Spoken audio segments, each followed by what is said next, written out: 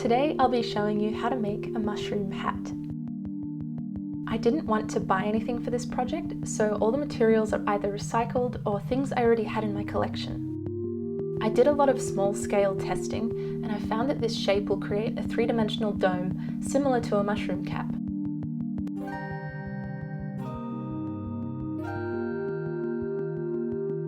It helps to curve the cardboard with your hands so that it gets comfortable with its new shape before you glue it together.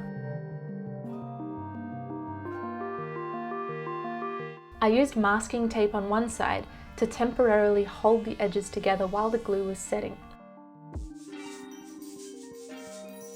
And that's how you turn a two-dimensional shape into a three-dimensional shape.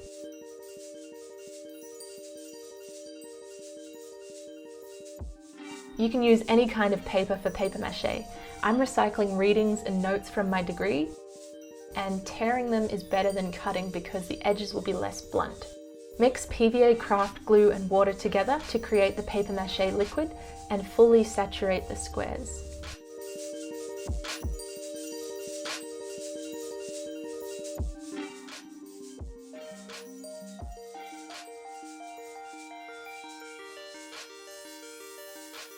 I wrapped cardboard strips around my head to create a comfortable headpiece, and I hot glued it inside the dome.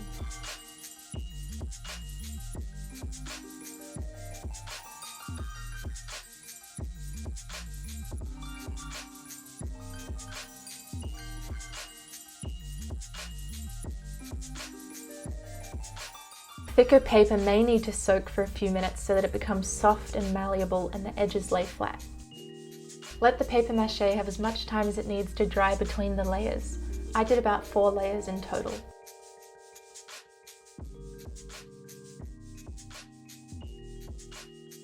To create a blank canvas, I painted everything with gesso and white paint. I also decided to experiment with some texture paste, and it was like icing a cake. This isn't a necessary step by any means, but I think it looks cool.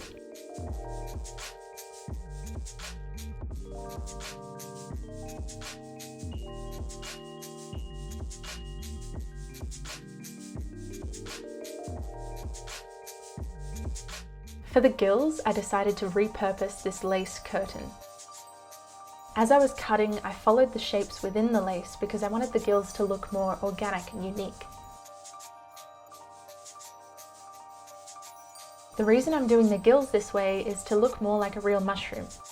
When you slice a mushroom down the middle, this is what the gills look like.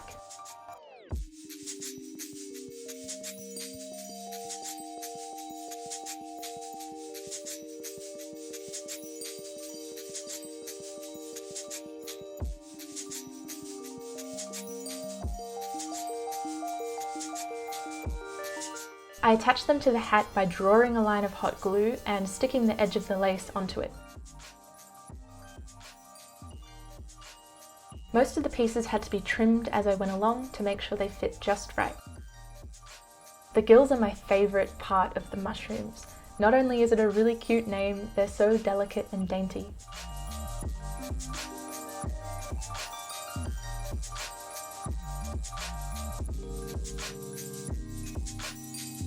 I painted the top with several coats of acrylic paint. It took me a few layers and some mixing to get the colour just right.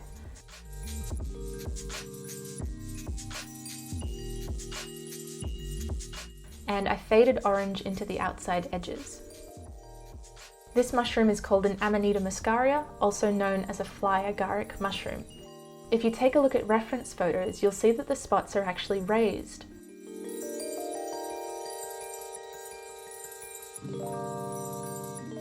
To capture this three-dimensional shape, I'm using texture paste. The more lumpy and bumpy the better. I agitated it with a butter knife and I applied everything quite loosely.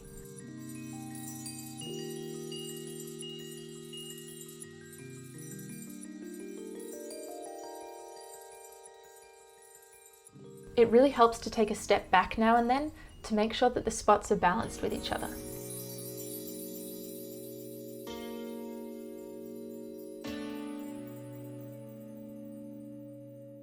I have these hexagonal and teardrop beads which I attach together with jump rings into 4 different arrangements. I laid them out around the cap before attaching them to make sure that it was all completely symmetrical.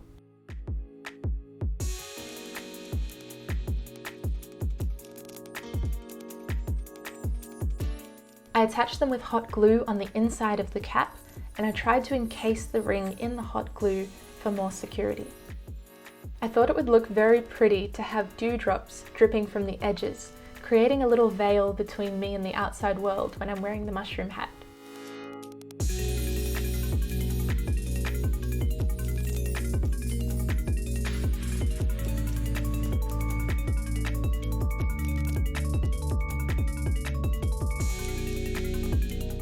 I documented the whole process of this mushroom cap on TikTok in real time, so if you'd like to see what I'm working on before it reaches YouTube, that's the place to go.